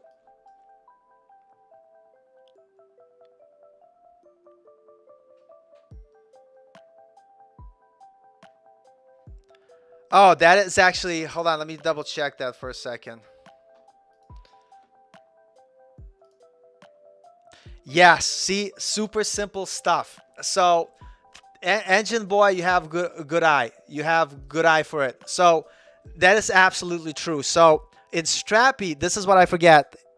Whenever you sign in or you create a new user, you have to make sure that that user is confirmed. And if you look at here, no, I don't know, like, see, I'm confirmed here. That means I have access to do the things that I need to do. So that was a very good observation. And here's like, this is the most amazing thing here. And I bet after that change, everything's going to work. But here's the amazing thing. That is an amazing example of when you look at code for such a long time, that the most simplest things like basically become gotchas. Something stupid that's not even in code. I'm trying to fix the code, but it's something that actually an option I didn't select on Strapi. So let's go ahead here. We're still gonna use Paul from Gracie Sports here, and we're going to make this user confirmed. And by the way, whenever I integrate, create user or create an account from front end, I'm going to make sure when this gets saved, this is confirmed. So we're gonna save, and Engine Boy, see, thank you for coming to the stream. You amazing hero of mine. So we put it on, so that means that you have access because you're a confirmed user to do stuff on Strapi. We're still going to use the same email. Let's try it again. Let's go to login, forgot my password. Go to Paul from Gracie Sports, submit, email sent to Paul from Gracie Sports. Let's go to check our emails. Let's see.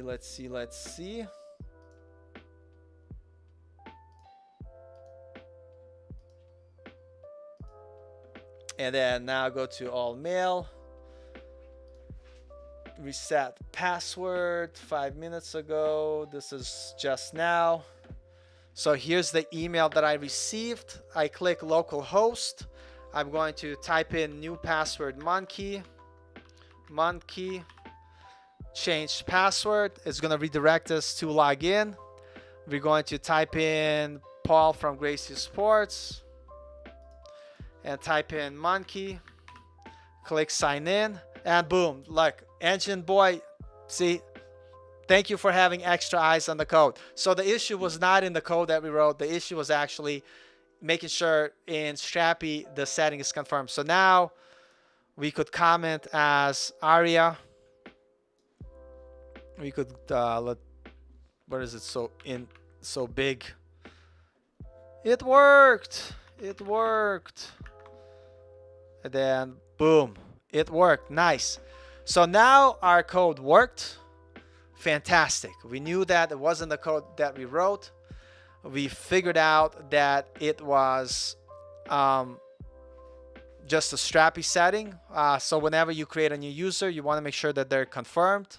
You could do that programmatically when you create a new user. I haven't done that yet. Notice we have login, we have forgot password, but we don't have create user. The reason I didn't implement create user because this application is also live, and I don't want random people right now creating random users and posting weird projects, if you know what I mean. So with that being said, let's review the code real quickly. I know we kind of went a long time, but sometimes it takes a long time to figure stuff out. And so, wow, I'm amazed that we did it. So first things first, let's one more time go through the process. So this is what we implemented.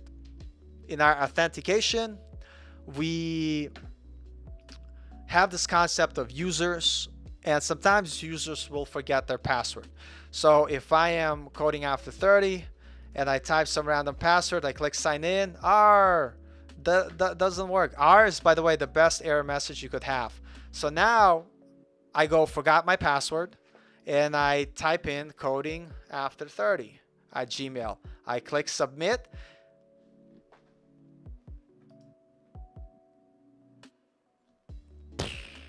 That's coding for you guys. Let's try it again. Forgot password. Coding after 30 at Gmail. Click submit. Now what's happening? Console log. It's hilarious. It's you fix one thing, it breaks another thing.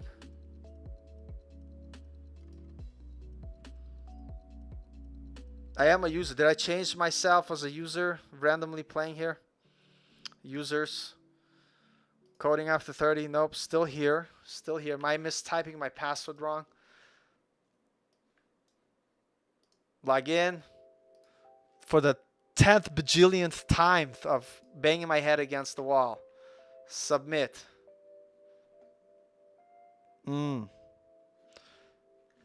Is the backend on? The backend is on.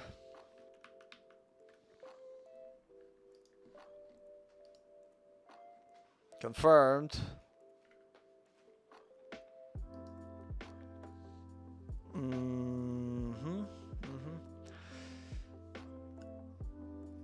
I just have to think a little bit. Think a little bit about what is happening here. It was like, I don't know what's happened because it worked before. Let me close some of these extra windows. Think about it. So we're here, home, login, reset. Let's open the network tab. This is the crazy thing about programming. You do it 1,000 times, it all works, and then for some reason it stopped working. So this is interesting. So let's do log out, log in.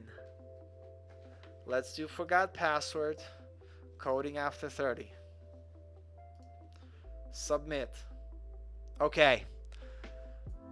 So the issue was, I think I had too many windows open, and one of the windows was a logged in user. And when you're logged in, it has you in local storage here in memory.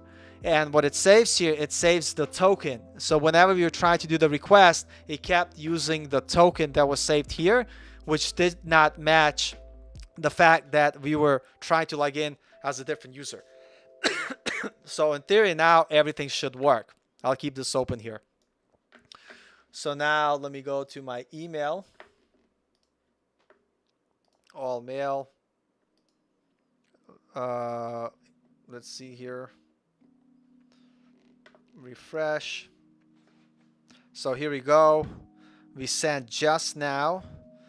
I'm gonna copy this. Oops. I'm gonna copy this for now just so we could open it in the window here. So I'm gonna pass that link here. It will automatically redirect us here, but I just want to show you here. So now we're able to refresh or change our password. So once you get the confirmation email, you're now able to go ahead and type in a new password. Actually, I already used monkey, so do something else. Once you hit change your password, it's going to redirect you back to login, and now I should be able to log in as coding after 30 using the new password. Click sign in, and boom, now everything works. And as you could see, this is what I was talking earlier before. We had this token saved to our local storage, and I believe when I was trying to submit another reset password, the way GraphQL is, if there's a token exists, it'll constantly try to do authorized request, which is totally different. I have to look into that a little bit more. But now if I log out, let's try to reset Paul from Gracie Sports just one more time, just to have the sanity check. And I always, a lot of times, like double check, triple check. And I think at some point, this is where it makes sense to write tests to be able to make sure, you know, you're not doing this like I'm doing this manually, because you write a bunch of tests and you could test it. So at some point, we're going to talk about testing on this channel. So Paul from Gracie Sport forgot his password. Let's do Paul from Gracie Sport. Ah, damn it. Paul from Gracie Sports, submit. Boom, email sent to Paul from Gracie Sports. Let's check that email. Make sure that I am in fact getting that password.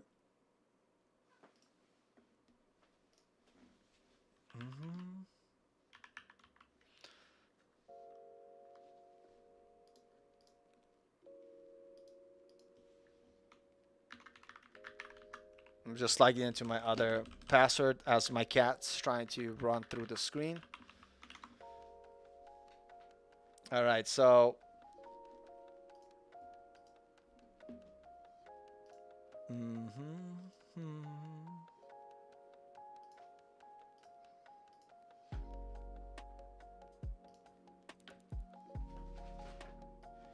so here we go. We get the password email. Which one are we on? We're this one that I just sent. I click here. It opens up our password reset. So let's do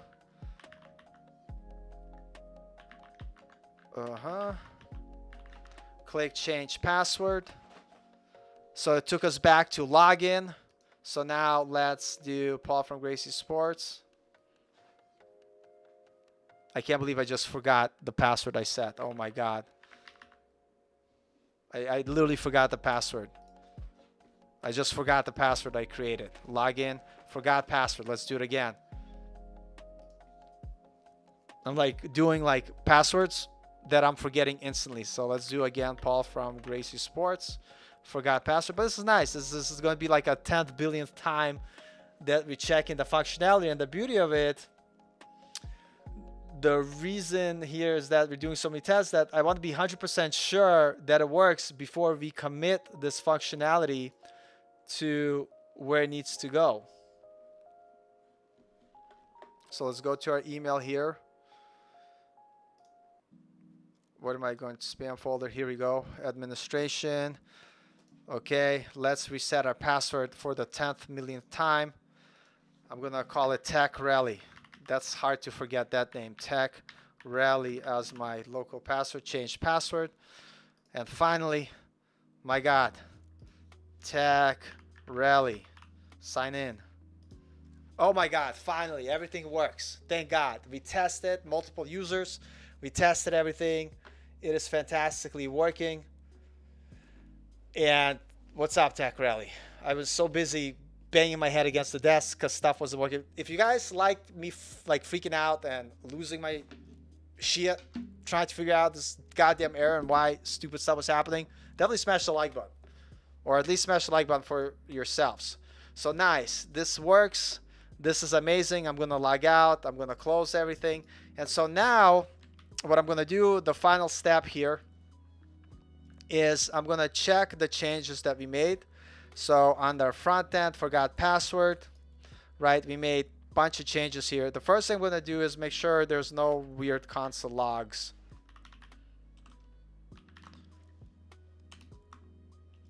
We want to go into the search window. Search, console log, search.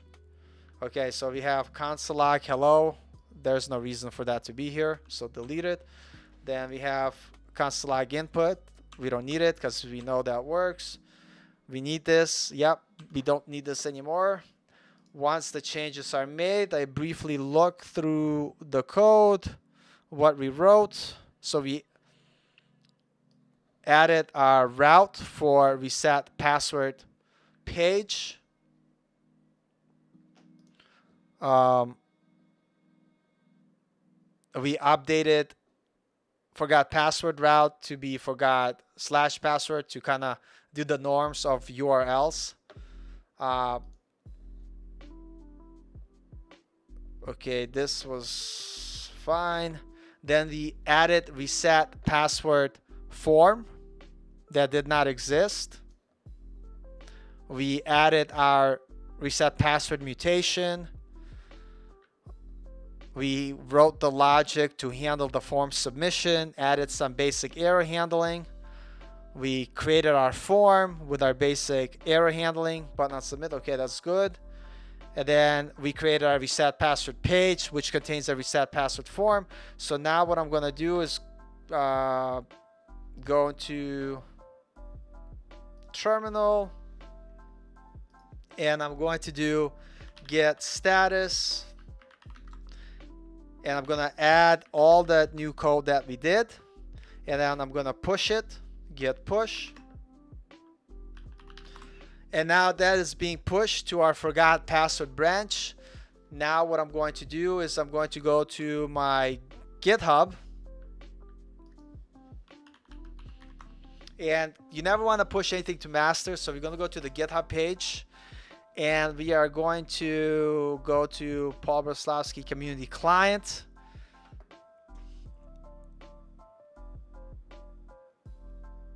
Let's go to our pull requests. I already created forgot password pull request. Let's open it. Let's go to files change. Let's take a look at the changes we made. So today we added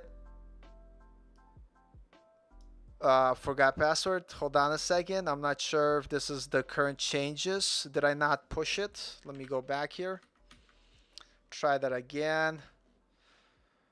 Let's do get. Oh, you idiot, Paul. You need to do get commit. Let me just make sure. Yeah, get commit. See, super mistakes. So this is what happens when you spend a long time trying to figure stuff out.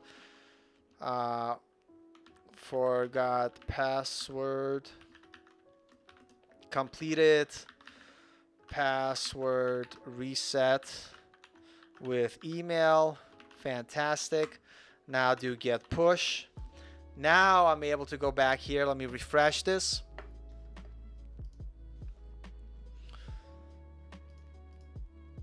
All right, so this is refreshed. So now we could see all the new changes. So we have our forgot password page, reset password page. Fantastic. We did the slash stream. Today we did reset password page. We added the routes.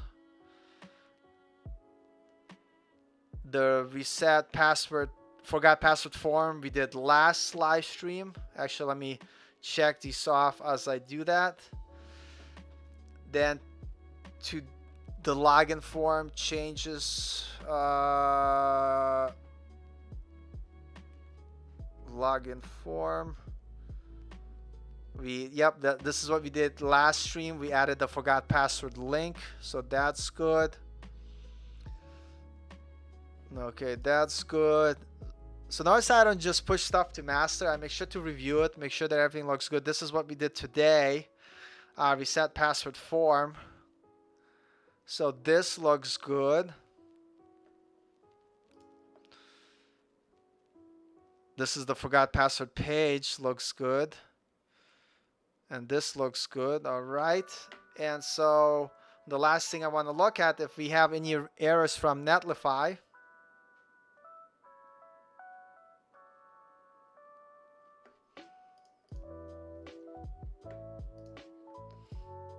So now notice my Netlify did an error check. We have no errors. We looked at our pull request to make sure our code looks good. And now I'm able to do squash and merge, confirm squash and merge. And what this is going to do, it's going to fire a build in my Netlify. And it's going to, in theory, go ahead and push the changes to the deployed version of our app. If you look here, you could see that it's building and it's going to deploy all the new changes that we finished today. By the way, if you guys jumping in late and you missed the stream, it's okay. They're always recorded. They're always going to be there. But today we struggled our way through finishing. Not really a struggle. I did had a simple mistake where it was something so stupid that wasn't even an issue in our code, but sometimes you just overlook the simplest things. But we got our email reset functionality working from start to finish. There's minor things that we have to do, but like I said, whenever you work on stuff, for me is get it to work first and then refactor. So deploy in progress, creating optimized production build, and we just basically going to finish the build. So to sum up, I guess you could tell I'm already getting tired.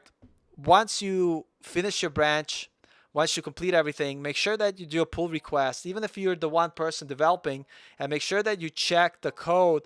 Finally, we did testing through manual testing, which you saw me catch a bunch of errors and then fix. Then we did a PR request in our forgot password branch, and we checked the code again. And then after I checked the code, after Netlify checked the code to make sure there was no blatant errors, then I pushed everything to master. And then we could click preview deploy.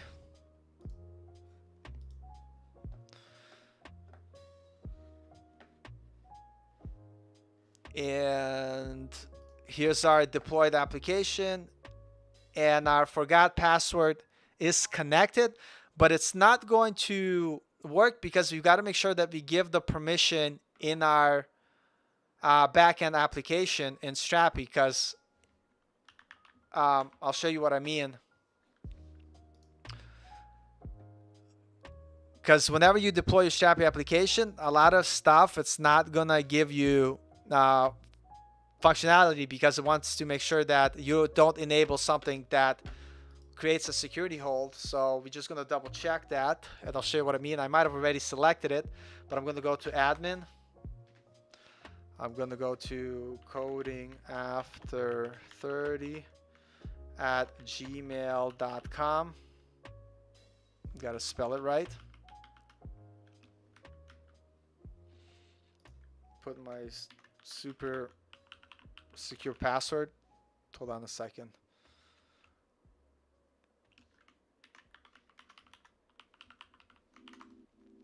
Okay, that's not the password. Also, my cat is half sleeping on my keyboard, so whenever I'm trying to get into the keys, I'm not able to get it. Coding after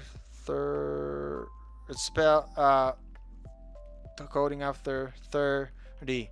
It helps if you spell stuff correctly. Okay, so the spelling. So we go to settings. So we go to roles and we go to public, and we want to make sure that we have activated in email, not email, I'm sorry, users permissions. And users permissions should allow to do, I lied to you guys, it's an auth, but we got forgot password, we got reset password. So if these weren't unchecked, it would not work. So I would have to make sure that they're checked, hit save, and then now in theory, everything should work. So we made the changes before locally. So let's now test our deployed application to make sure that we're able to go through the functionality. So notice this is now deployed. Again, there's one change we have to do. I just remembered. If we go to Strapi, we go to our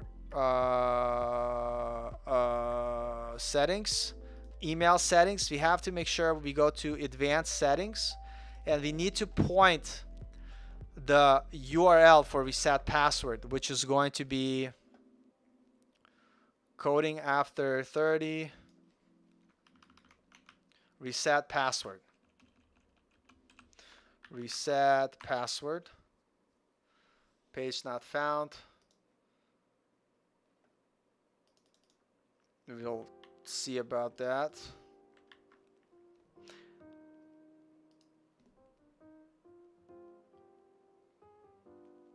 Password, I spelled it right. Let's go back here. We're gonna figure it out. I think that's an error. By the way, this is let me go back here. Login, forgot password.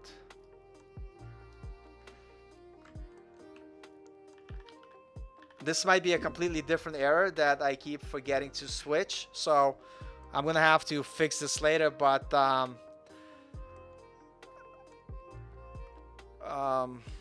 hold on, let me see what the error here is, because that should find that page, because that exists. All right, so let's do one thing at a time. So notice how there's constantly stuff that you always have to test. Let's just do it this way. HTTPS community reset password, save, and we're just gonna start from the beginning here.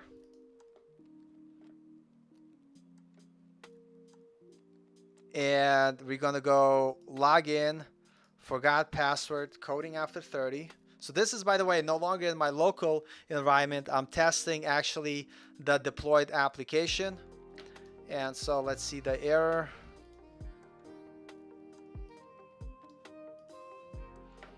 Let's try again. Yeah, you see, this is a different issue now with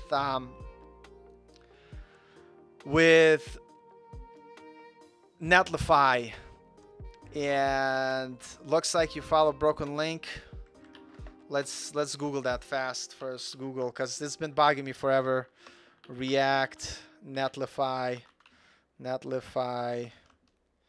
error. I know I'm getting off tension. I'm probably gonna end the stream soon.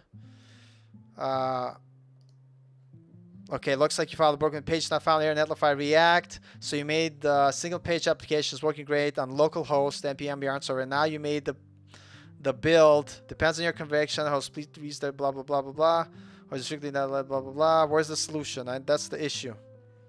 Great, you give me the article, but blah blah blah. Where's the solution? How can we fix it? This is the fix. We need to create a file name redirects to the root of our public site folder. So might as well do it now. So that's in our public folder. Might as well fix this now, since this is going to be a pain in the ass. Source in the public folder, new file. Call it redirect.js. Was there an extension on that? Let's see here. Redirect, and then we need to put this in here. Sounds good.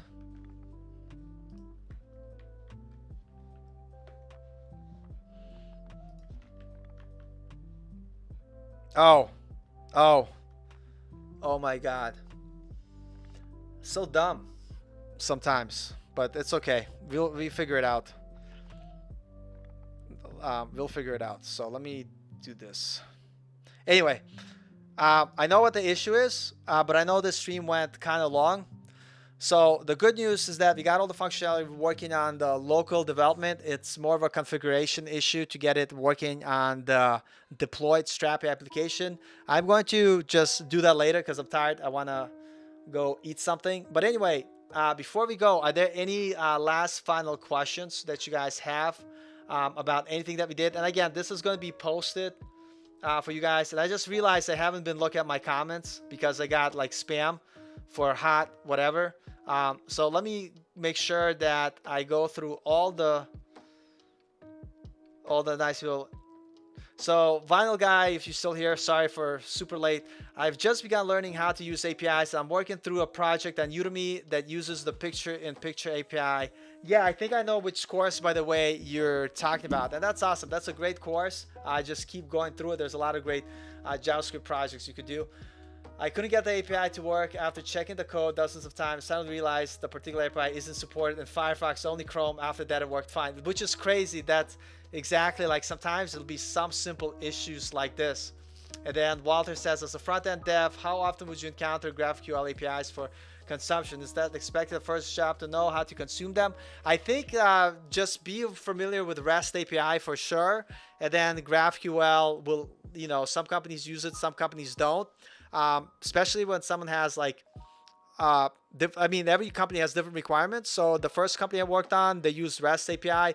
The company that I'm working in now, they use GraphQL. So I would say if you don't know REST API, make sure you learn REST API first to make sure that you know how it works, and don't bother with GraphQL until you feel fairly comfortable being able to do full CRUD application and authentication with regular REST API. And then GraphQL would be your next step. The only reason I'm using GraphQL in this project is because I want to continue practicing all the technologies that I'm using at work and get better at it. So I know some people, you know, they might not be using GraphQL, and I know sometimes it's like pain, but eventually you guys will use GraphQL because it's very popular, and it's also in certain cases way better than the REST API, especially from the front end in terms of consuming stuff. But yeah, man, but I just want to say thank you guys for sitting through this long stream.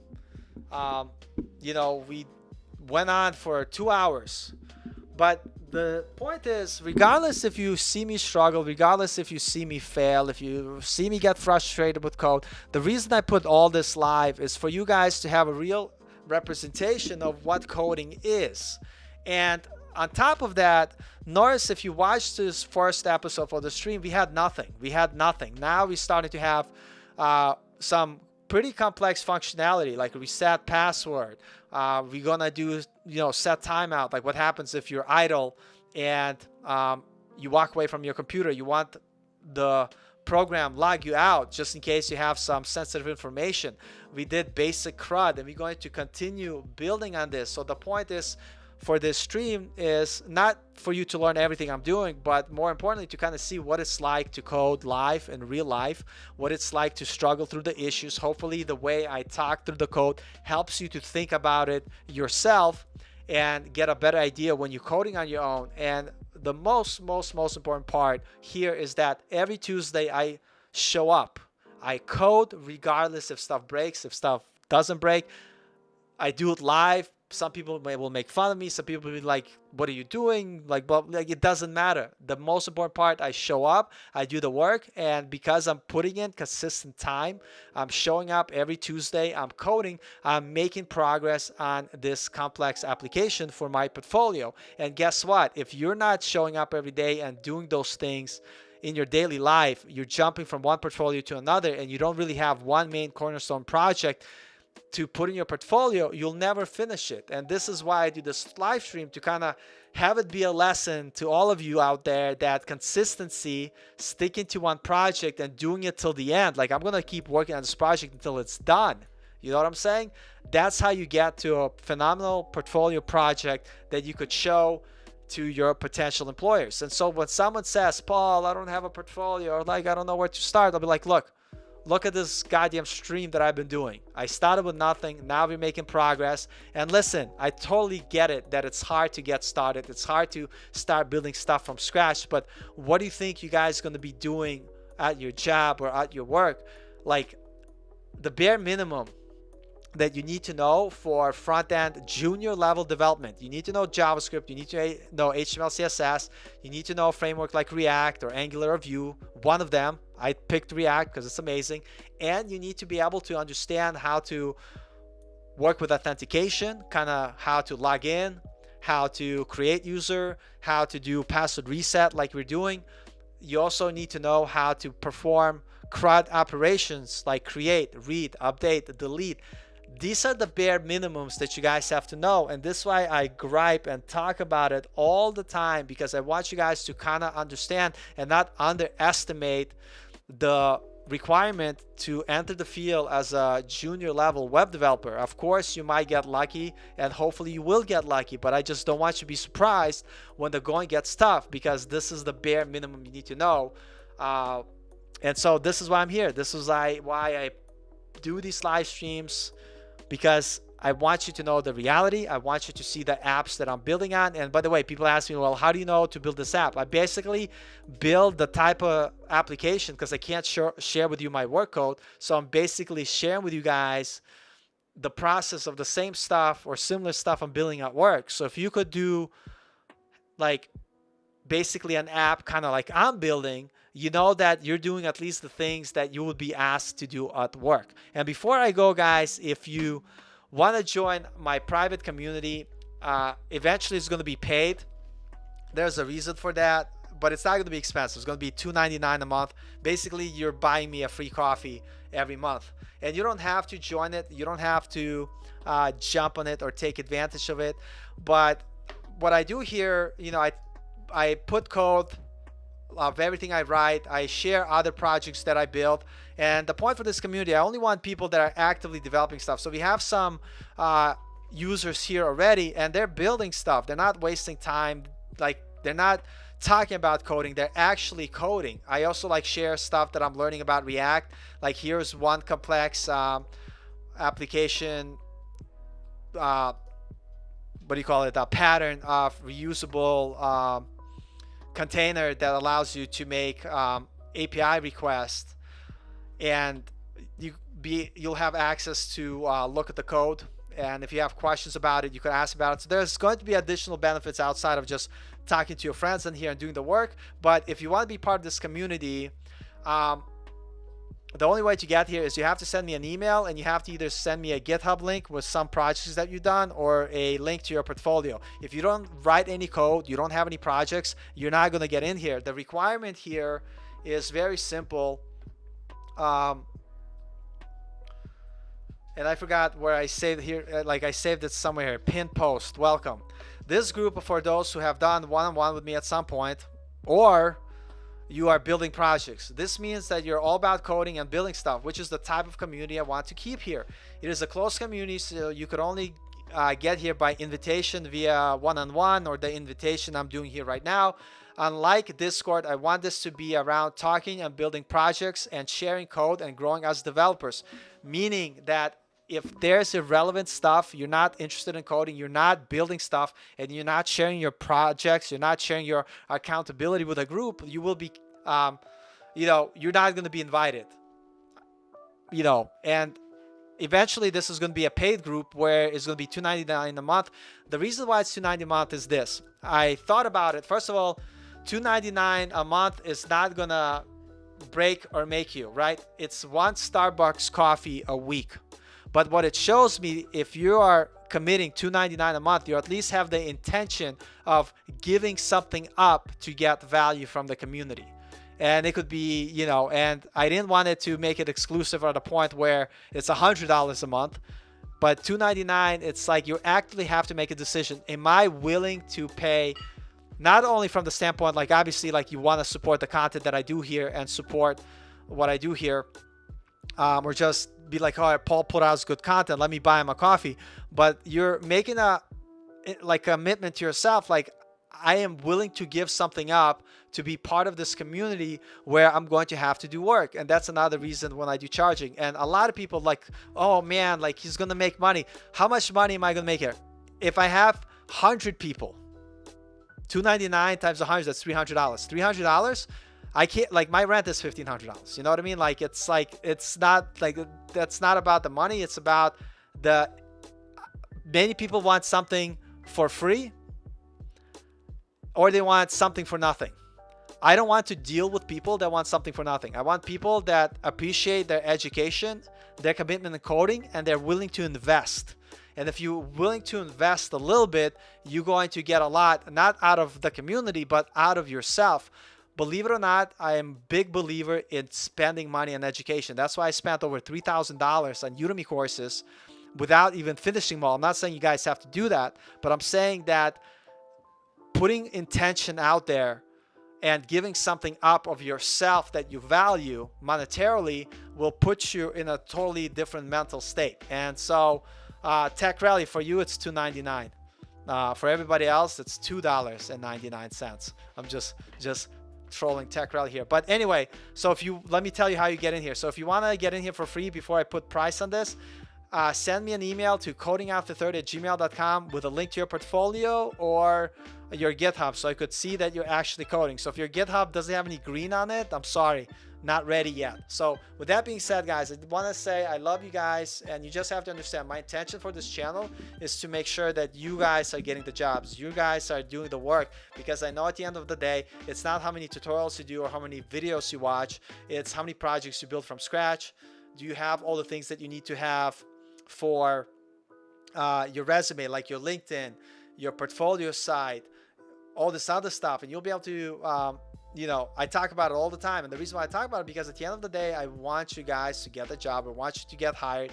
I had people that already changed their lives by following some of the things that I've done, so I know it works. You just have to be serious about it and be committed. So with that being said, if you missed the stream, check out the reruns. I now do Monday stream with Coding Addict, John Smilga, if you don't know who he is, on his channel every Monday, 7:30 Pacific time, or you could check me live here on Tuesday, 7 p.m. Central Time, or Saturday, 7 p.m. Central Time. The way I break these live streams, Tuesday stream is all about me building my project, and Saturday stream is all about things that you need to do to get hired, talk about resumes, talk about tips, even some motivational stuff that you guys like to hear. And with that being said, guys, thank you. Love you all, and have a great night. I'll see you guys later.